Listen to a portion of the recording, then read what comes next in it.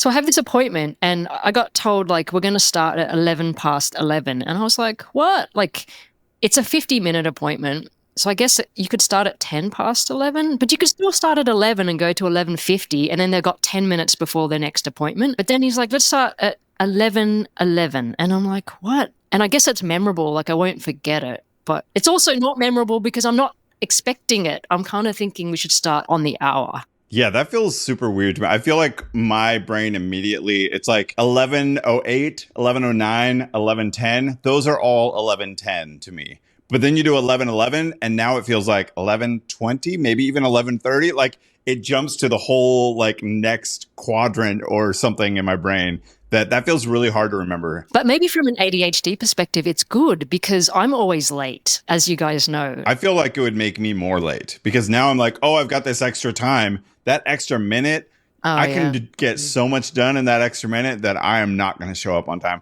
Anyway, this is the ADHD Founders podcast. Welcome, everybody. My name is Jesse, and I'm here with Sharon and Marie, and we're talking about weird appointment times that Marie has for her hard cutoff today as soon as we finish recording by 11:11 Australian time. 11:11 Australian time. But it's also funny because we also talk like relative time too. Like I won't tell you guys, hey, I've got a thing at whatever. I'll go like 45 minutes from now because that's easier for us all to know what that is versus like some random time. Yeah, because we're not even the same day right now, right? Is it Thursday for you? It's Thursday. And yeah, you're on it's Wednesday, right? Wednesday here. So that's real weird. Oh, speaking of that, I've done a couple like interviews with potential customers for WavePal. And one of the things that came up, of course, time zones are a big issue with everything in programming. But one person pointed out that they have the issue of they get birthday reminders late because of the time zone, because most of the people they know are from the US and they live like halfway across the world. And so they get notifications about a birthday that happened the day before because of the time zone difference. So that's now another one of those things where we're like, okay, we got to think about that. Anything to do with software, it always comes down to time zones are like the bane of my existence. So for people who don't know, I feel like that is the time is never easy. Never easy. I mean, in so many ways for our ADHD brains and software engineers. Right. But like, there's never like a simple like, oh, we'll just do this. It's always messed up. You always need to test it. It's hard to test because your native time isn't right. It works their great native for time. me. Yeah, it works great for me. I feel like there's a slight advantage. My co-founder and I don't live in the same time zone. And so sometimes I will test something around midnight, it'll be like late at night and I'll catch a bug because it worked great for him in his time zone, but that little 2-hour difference suddenly will show up for me. Because we just had an issue with emails going out that I wasn't getting the emails. And of course it was a time zone bug because it's always freaking time zones. At least none of us live in sorry, not Australia. I was going to say Arizona. Arizona is like this weird state where they don't do daylight savings time. And so half of the year, they line up with the West Coast. And then the other half of the year, they're an hour off from the West Coast, which is like really just extra confusing. Time zones are the worst. And daylight savings time can go right to heck. I censored myself. They get mad at me when I swear. I can't remember if it's going when you go forward or back. But one of the changes, when it changes 1 hour, it actually changes 2. Because like say America's going one way and then Australia, which is the complete opposite, is going the other way. So then the time difference is now 2 hours versus just a 1 hour swing. For like about a month.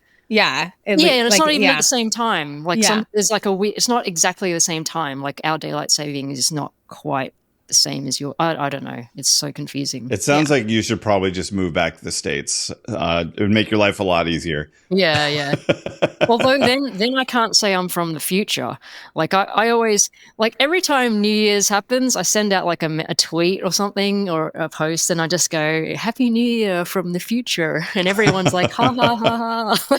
Actually, Marie, I do for the last few years, I've done this like kid New Year's where we do a countdown at like 6 p.m. And, like do the full countdown and confetti and all this. And then everyone's in bed by 9 and it's a party. And we watch the Australian New Year's countdown, like with the Sydney that's Opera way House. Ahead. And Yeah, Nice. because well, it's a pretty one, and it's easy to just like, okay, which one should we do? We've always done Australia. Yeah, Oh, we nice. do a lot of times people will do like the New York countdown or whatever, because then you get 3 hours earlier when we're on the West Coast. So I know a lot of people do the New York New Year's, but I'm like, no, we're staying up till midnight. I don't care. Right. But I'm a night owl, so I'm going to be up till midnight anyway. So it's really easy for me. I like it. And we're not doing live Australia. I just am looking up on the recorded Right. YouTube. Because it's already happened. You have one to go to. Right. Yeah. Yes. Love it. So the customer thing, Jesse. Yeah.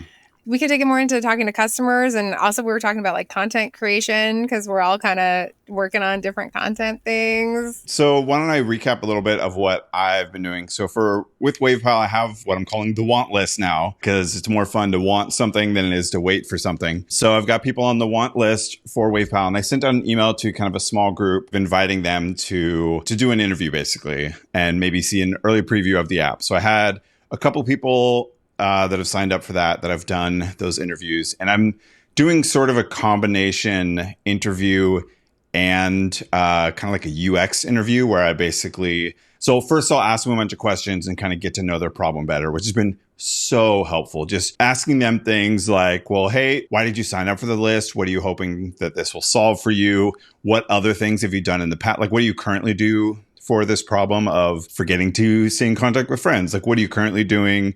And just sort of like learning all that stuff. And I had an interview actually earlier today that was super helpful. Both of them have been great, but the one today, just like so much information, some of it validating, some of it bringing up things that like the time zone issue and like, oh, that's something we need to look into. And then we switched to the UX part of it where I give them a login. And then I just turn off my camera and say, just talk out loud as you're using the app. And so pretend you just signed up and you're just, whatever you're thinking, say it out loud. So if you're like, oh, here's a blue button. I want to click it, but it feels like maybe I should enter my email. Where should I put my email? Just like speaking out loud all the things that you're doing. And it's so helpful to see like, oh, where are people expecting things to, where are they getting confused? Like, oh, they get to this screen and they want to add tags, but they have no idea where to go to create a tag so that they can add it here. It's been like really, really valuable. And what I'm also doing so I kind of have like 3 phases to the interview that I'm doing so far, where I do the initial interview and then I do the walkthrough where they are demoing the app. And then at the end, I do like a little soft ask where I basically say, hey, if you want to be an early user, we're doing like an early founders program. So we're letting people pay like a one-time charge and then they get invited right now. And then they would, whenever we go live, they would get their first year for free. So that's kind of the pitch that I'm going with right now. And so we have one customer. So WavePal officially has a customer. So we did it. Yay, you're done. Wait. Yeah. So far we've got a 50% conversion rate with the interviews. So not bad. I mean, I always tell people, and my goal when launching Shelpful was to get one customer. Like that should be everyone's first goal. Like one actual customer.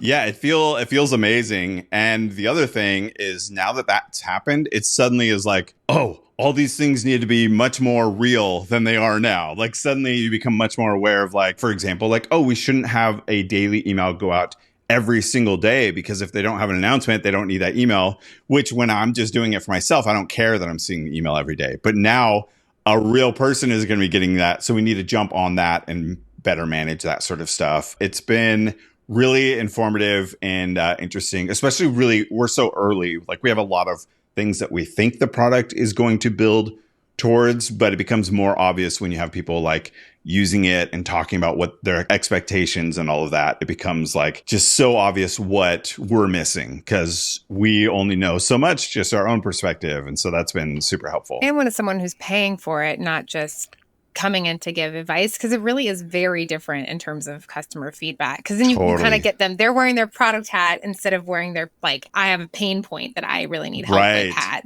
And so it's like, and I mean, voting with your wallet is really all that matters. You know, when you're building a product, like they could think it's a cool idea. A lot of people will tell me it's a really cool idea. They can't wait for it and they're really excited. But actually paying money for it like changes the whole the whole thing. Because now they're not just dreaming of random things that sound good. Now they're going to be giving me practical, like, I really want it to do this. That would be really helpful. Takes it from like a dinner party conversation to Yes. to like an actual purchase. Yeah, totally. And maybe this is a whole different topic as well, but then, there's paying for it and then there's the pricing model. Because I actually just had a customer yesterday say to me, like, they emailed me and they said, I love your product, but do you have like a lifetime or a one-time payment offer? Because I just don't do subscriptions. And unfortunately, like, it's not sustainable to do a one-time payment for Llama Life. So I have to do the subscriptions because I've got to work on it. And they were kind of in this place where they're just like, I love it, but I just don't do that. And so even though they love it, like, so I guess would they have paid what, like, the actual, like, I don't know, the price of your product times 12? Like, they just don't want No, they just don't want the subscription. I guess a lot of people don't want subscriptions. And I totally understand that as well. But it's kind of like what Jesse said is like, even if they love what you're doing, there's one level, which is they love it, but then will they pay for it? And then will they pay the model that you need them to pay and the price and all that stuff? Like, it's so nuanced. And then you can have the love, but then you need all the other stuff as well. Like, it's so That is so interesting with ADHD too, because I think almost every ADHDer fears subscriptions, at least. Mm-hmm. I think we all fear them.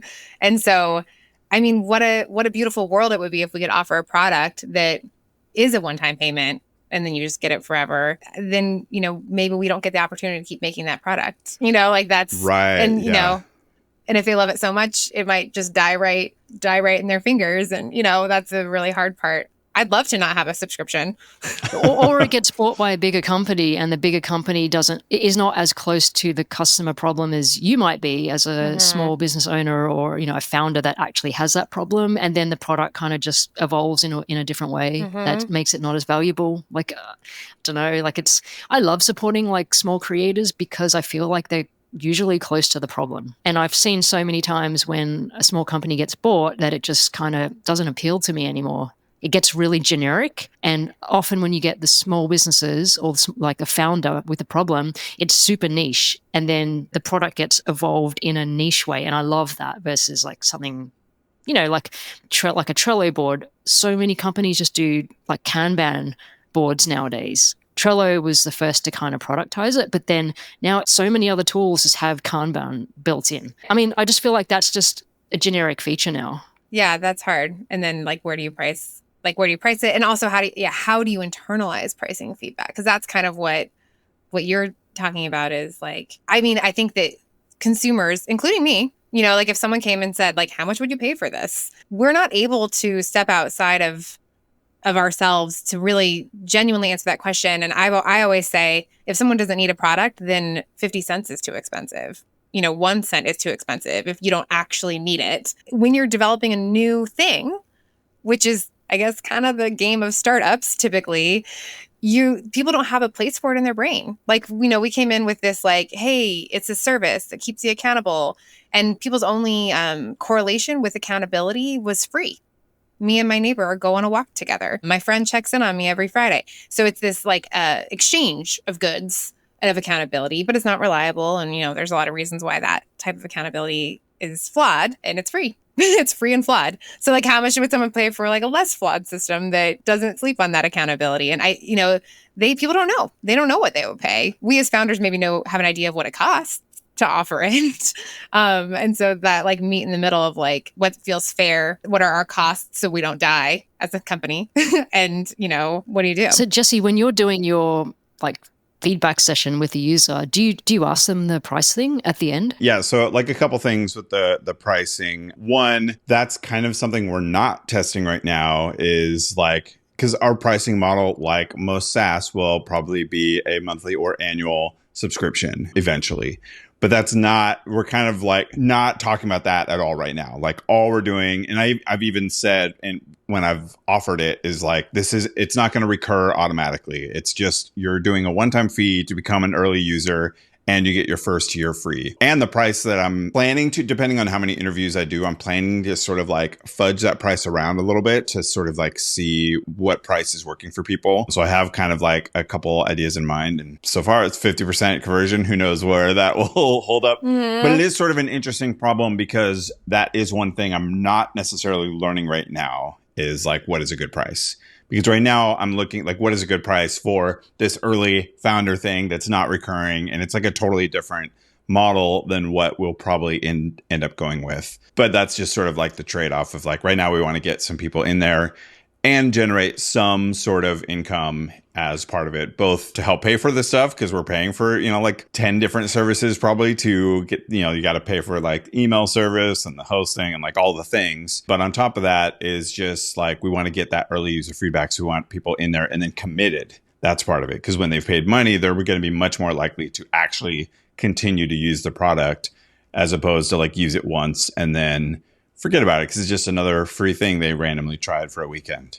Yeah, it's also hard to say price when it's so early and people don't know what features are going to be in there and the product's still small. So if you ask them about the price, it's like, well, it's only like these 2 features or whatever. Maybe I'd pay for it if it had like more. And so it's hard to kind of figure that out.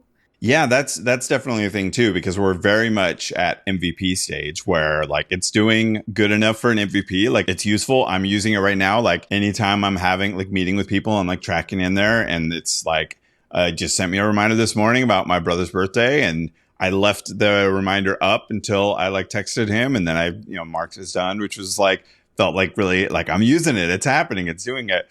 But it's also, there is the like our pricing model is going to be more comparable to some of the, other apps we see as our competitors. And right now, like our feature set is just like nowhere near what they have. And so, and that becomes difficult because you don't want to lowball the price so much by saying we're like this really low number a month and then keep bumping it up. That's partly why I'm doing like the just one-time fee. And that gives you a year so that it's such a different comparison that when we do launch with a price, it won't feel like we jumped up the price and now you have to pay more because we added this integration. It's more like, here is the actual price of the product now that we feel like we have enough to match the competitors. But that said, another thing that was really interesting in an interview I did today was a lot of the feedback they said was, I love that it's not overwhelming. Other similar sort of products that I've tried to use or like Notion or things like that. She was like, there was like an hour, maybe 2 hours just of setup before I felt like it was even useful. And so there's sort of that balance too of like, how complex do you want it to get? And so you want it to be powerful, but not feel like there's so much setup before you can even use the product. So it's sort of an interesting balance. I don't ask customers about price ever. Or you just see what people pay and then you that's the best data you can get as a startup. Like we don't have, I used to work for big companies. I did market research when I worked at those companies. And that's statistically significant, right? You can get cohorts and see if they say they're purchased based on the price. But we don't have like statistical significance in like the base of people I'm talking to. So for me, it's like go with your gut and some data, whatever data you have on hand, what feels fair. And if some people buy it, then it's possibly the right price, because then you'll always get feedback that it's too expensive. If you're not getting feedback that it's too expensive, then it's you're probably way too cheap. Yeah, because I've done this as well, where and it was just a range of like $10. So I think it went from $39 to $49 a year, and at $39, like no one's really saying anything. At $49, people were actually emailing going, it's too expensive. There's one is just like action, like paying, like if people are actually pulling out their wallet, that's one signal, but the other signal is just people actively, like proactively telling you, hey, it's too expensive. But that's okay. Like, I think you should have some people saying that. Like, it's not for everybody. But if you have no one saying that, then yeah, it's too low. And, as a startup, you can always change it later. Like, Jesse, I think what you're going through is like this first pricing problem, which I found very hard. And we priced way too low to start. For our businesses had much more operations costs because we had real humans helping. So we way undershot it because we didn't have confidence. I think I didn't have the confidence. I was just kind of, I think I wanted to prove to myself that people would pay anything. So I don't regret that. But it did, we're like, at some point, we're like, okay, well, this clearly doesn't work. But we had some grandfathered customers that, you know what, we're like, hey, the people who bet on us early, they're going to keep this crazy low price for a while. Eventually, we had to bring them up, but it was fine. And I think that like the pricing is so emotional, so hard for people to identify. But I feel like a good hack for us, and I mean, my business still hasn't been a runaway success. So whatever you can take from that. But we tried to find clever ways to talk to customers that almost didn't make it feel like a product interview. So I became certified as a habit coach, and I'm actually a pretty good habit coach, just for the record. It wasn't just a trick for customers. I would have these calls, 30-minute calls, where I literally the goal of the call would be to help the person identify doable habits that they could continue to do, and stick with, right? Which usually meant kind of reframing them, making them smaller, reorganizing their setup, whatever it is. But Shelpful, my product, was a part of that because it was going to be holding them to those habits. So they had already, by the time they're on this call with me, they've used the product. They can say they naturally bring up things that it's helped with or it hasn't helped with.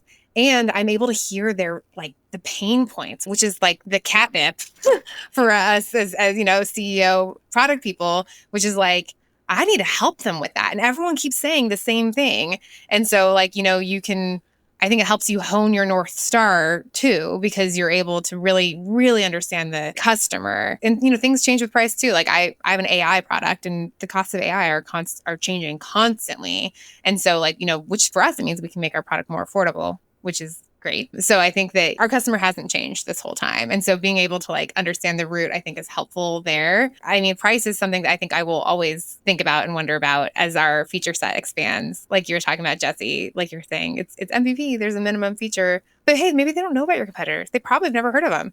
So who cares?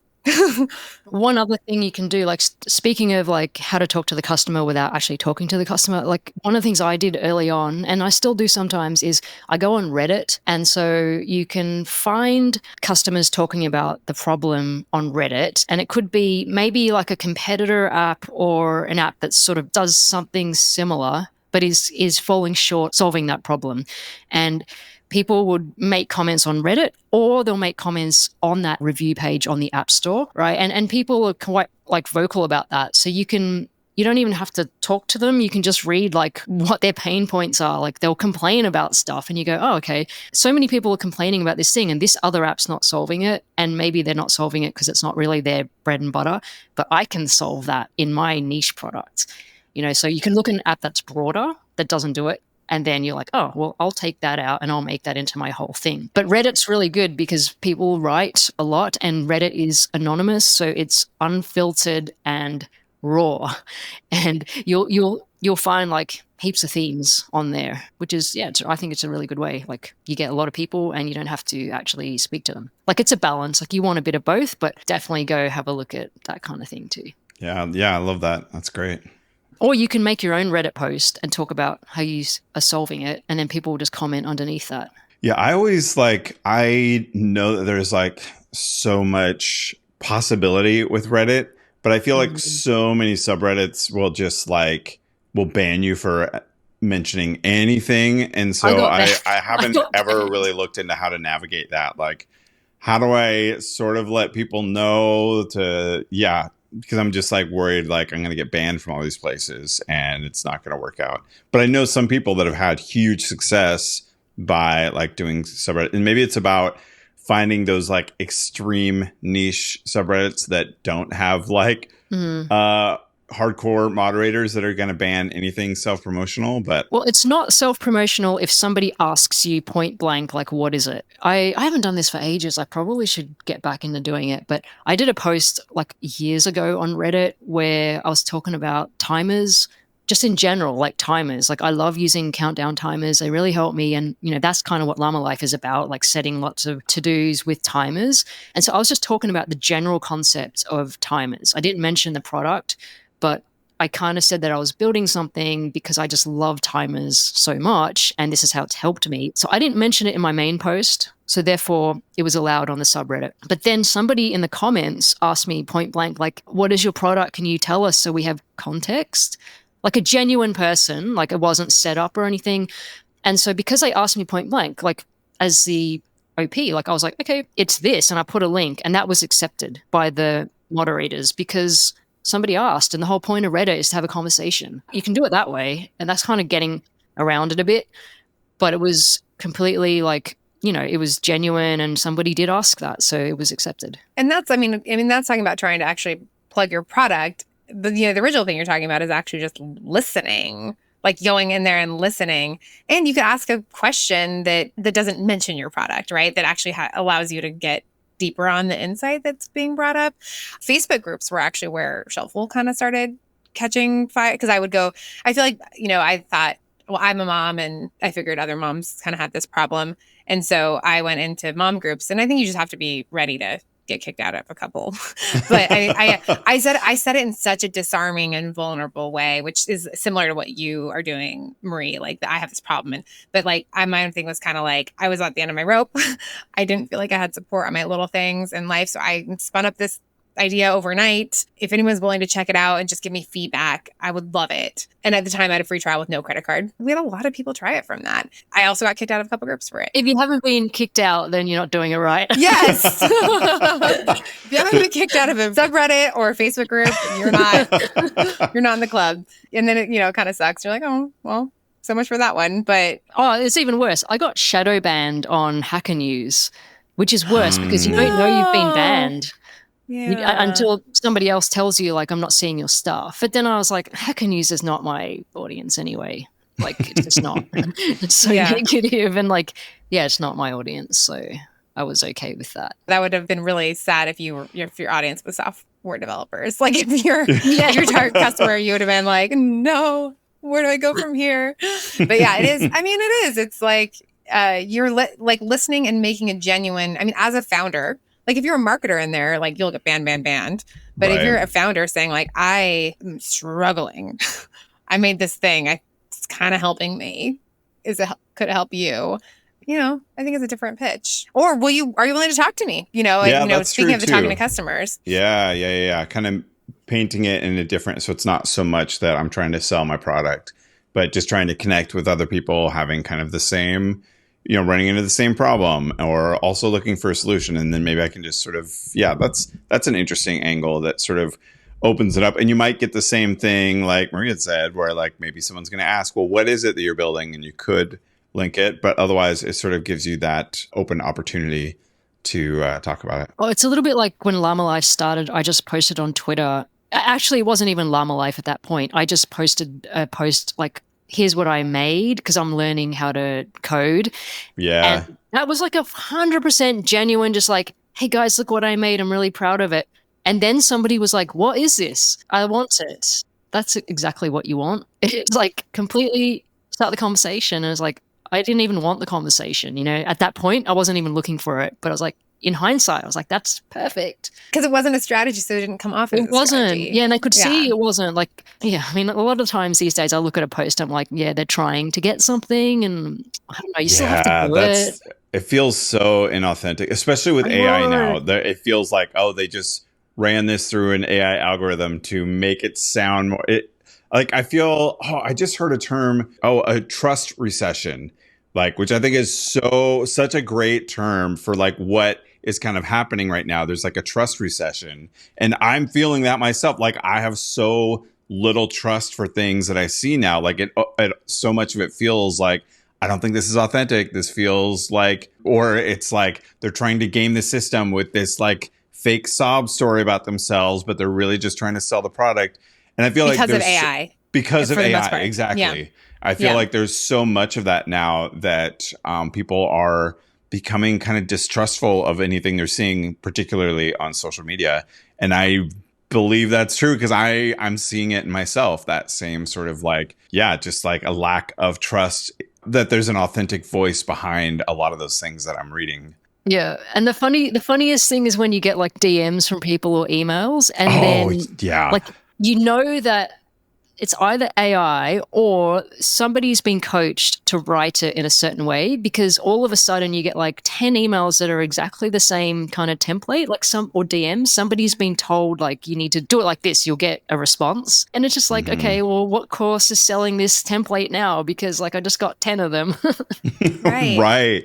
Right. Yeah. DMs especially I think are suspect because it feels spammy, and yeah, wow, trust recession is such a good term. Like whenever I've had huge surges of signups and things that have come from organic social media, it's always been when I was highly vulnerable and honest, like something that you can't make this up with AI, like I really sharing my story. And like the original product was because I literally couldn't remember if I drank water, and I went like at the end of my rope as a mom of a baby and a young kid.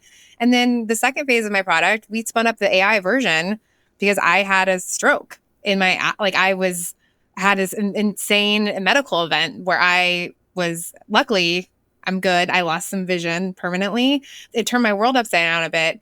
And my founders like were so amazing. And I was like, you know what, guys, I'm lost again. Like I've hit the reset button. I have these medicines I haven't taken before. I have this. And we spun up this AI version of Shelpful within like 3 weeks so that I could use it because I needed it. Oh, yeah. And then so when we put it out there for beta testers, I told that story. I shared that story. Like we made it for me. Then we made it work for my co-founders. And do you want to try it now? And it really was like, that was the ask. There wasn't any, I think as like trying to resist any way to spin it or make it marketing, I think would have ruined it. But, we got so many comments on that. There was nothing automated. We were just thinking we get a few comments and we'd DM them. And then we got like hundreds and hundreds of comments on that one. And so we were like spending all night just like individually like DMing people. So that was hard. But your story is what is your biggest asset as a founder, because if you're doing it right, it's something you need too. Right. Yeah. And as all of our products are, like, they're all so like ADHD story focused because of a need that we had. People connect with that. Like there's something to that it's not just like, oh, the product du jour. We're not just like grabbing like, oh, what do we think is going to work, but actually focusing on something that is going to help us. For me, that's been really awesome with building WavePal and like getting to the point where we have the MVP that now I'm like using it and it's useful to me. And it's like, yeah, we got there. This is really cool. Kind of having that validation of like, I'm using it now and it's helpful for me. And I would be sad if it went away, just as something for me to be able to use. I read your email when you sent it out, Jesse, because I'm a subscriber. I check out your emails. Your story with it, like, it gave me goosebumps. I mean, why don't you tell it yourself? Like about your friends saying what they said to you. I mean, so much of just in general growing up with ADHD is like, I was trying to be a good student, trying to be a good son, trying to be like a good friend, and then not knowing that behind the scenes, ADHD is kind of like sabotaging a lot of this and not having a reason why. And there was someone in my life that I thought that we were really good friends. And at some point, them literally saying like, you're not a good friend. Like you don't check in on me. Like I haven't heard from you in this long. And just like pointing out like the specifics of ways that I failed as a friend. And it was just such like an echo that I've heard in so many other areas of my life. Again, like being a good student, like always trying so hard to do the right thing. And then this invisible thing messing it up behind the scenes. It was like there was someone just like right behind me, like messing everything up and me not knowing it. It was like I just went and cleaned up a room and then I walked out the room and immediately it was messed up behind me and I had no idea. So when I left the room, I still in my head, just like kind of with this friendship, I have this vision in my head of like, everything's great. I remember our last connection, everything is awesome there.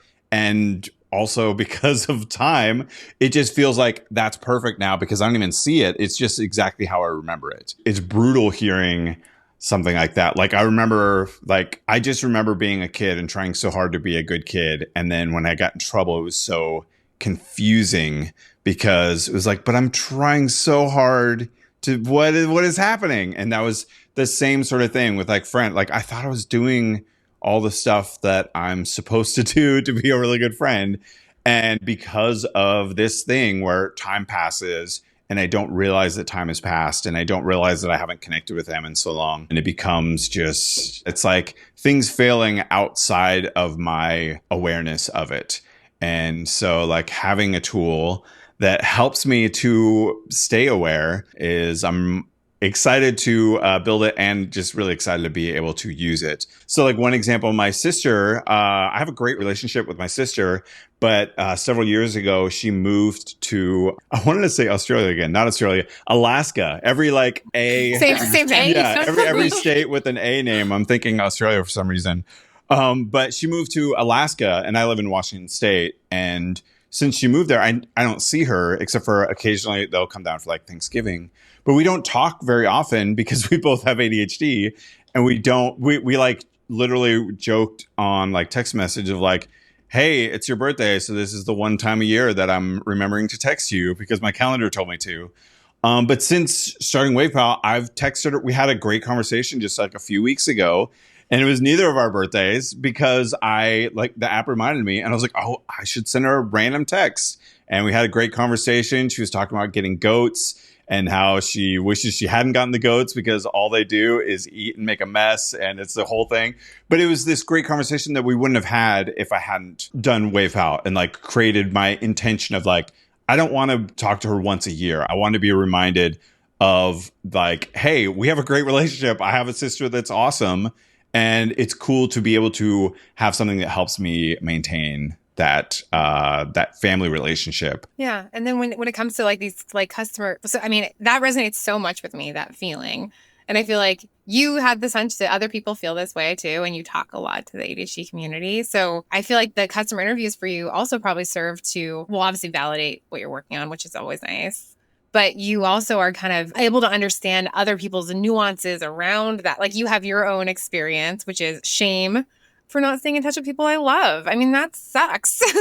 But everyone kind of has their different flavors of it or how like, you know, stories or how it impacted them. And yeah, it just kind of maybe allows you to just figure out how the minimum features are that would help the most people like you. It really kind of brings that clarity for sure. The minimum features that are different to like reminders and calendars. Cause like it is reminders, but like it's more niche than that. It's like recognizing how much time has passed and emphasizing like a time element and realizing a time element, which is different than just having like a reminders app. Because if reminders app worked, like I just use that, but I'm not using it. So why am I not using it? So that reminds me, I am seeing the clock and I like, but despite us saying that 11 minutes past is a weird time, I'm seeing that that's like literally in 2 minutes. I have to go soon, guys. But okay, I got one thing I wanted to say real quick. So in one of the interviews, there was this really cool moment where the person was going through the onboarding and then they're like, oh, okay, I'm going to add this friend. Oh, I want to talk with them. Like they set their recurrence for like every 2 weeks. And then they got to the part where they add like, oh, when's the last time I contacted them? And they're like, oh, okay, let's see. It was, and they're like, oh my gosh, it's January. The last time I talked with them was 5 months ago. And they, had no idea that much time had passed. Whereas they're saying out loud, like their intention is to talk with them every 2 weeks. And it had actually been 5 months. And it's so relatable. I'm like, yeah. Exactly. That's how I feel. Then it's been too long and then you're like, I can't message them because it's weird. And there's that whole thing to navigate. And then it gets even longer. And I'm like, well, I definitely can't message them now. Like it's going to seem too weird. And like, I don't even know what to say because it's been too long. And then because it's been so long, if I send one message, it's not going to be just one message back. It's going to be like 20. And I'm like, I don't have time for that right now. So I won't do it right now. I'll do it later. And then more time has passed. And I'm like, oh my God. Yes, that is the crux of the situation there for sure. And you're like, well, they don't like me anymore, clearly. So I shouldn't reach out to them because I'm intruding on their lives. And you're like, your RSD takes over. Yep. Yeah. Like clearly they've written me off. They've moved on with their lives. Yep. Yeah. All right, well, let's wrap it up because we have 1 minute before Marie's got to go with a hard cutoff today. So Marie, why don't you go ahead and where can people go to find out more about what you're doing? Probably the easiest way is just on Instagram. It's llamalife.co on Instagram. That's the handle. And you can also just search for Llama Life in the App Store. That's Llama with like double LLAMA Life in the App Store and Google Play. Where can people find you, Sharon? Yeah, we're at shelpful.com, SHELPFUL.com, and on Instagram at Shelpful. Today we talked a lot about WavePal, so you can find WavePal at wavepal.app. And you can also find me online as ADHD Jesse on pretty much all the places. And then you can find us, the podcast, ADHD_founders on most of the social media as well. So yeah, Awesome. Thanks. Thanks for keeping everyone. me on time, guys. Yay, you're gonna time for your weird Yay. time meeting. 11:11 for the win. 11:11. It's a lucky time, actually.